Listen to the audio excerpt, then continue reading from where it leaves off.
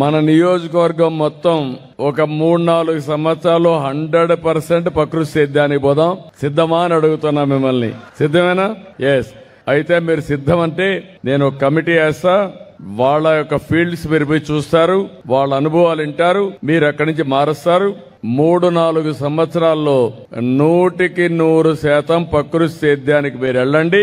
మీ ఇండ్లపైనే current ఉత్పత్తి చేస్తాం, మీ పొలంలోనే కరెంట్ ఉత్పత్తి చేస్తాం, మీ ఇంటికి కూడా కరెంటు వాడుకోండి, మీ ట్రాక్టర్ కూడా కరెంట్ ఎలక్ట్రికల్ ట్రాక్టర్ పెట్టుకోండి, దర్జాగా ఒక కారు కొనుక్కోండి, దానికి కూడా ఛార్జ్ చేసుకోండి. ఇంటికాడ వంట కూడా కరెంటుతోనే చేసుకునే పరిస్థితులు వచ్చాయి. కొత్త స్టవ్ వచ్చింది, వంట కూడా అయిపోతుంది.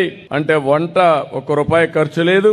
అదే సమయంలో కారులో తిరగడానికి ఖర్చు లేదు, ఇంటికి కరెంటు బిల్ లేదు, హాస్పిటల్ పోయే పని లేదు. రెండోది లాభసాటిగా ఉంటుంది. టూరిజం బ్రహ్మాండంగా అభివృద్ధి అవుతుంది.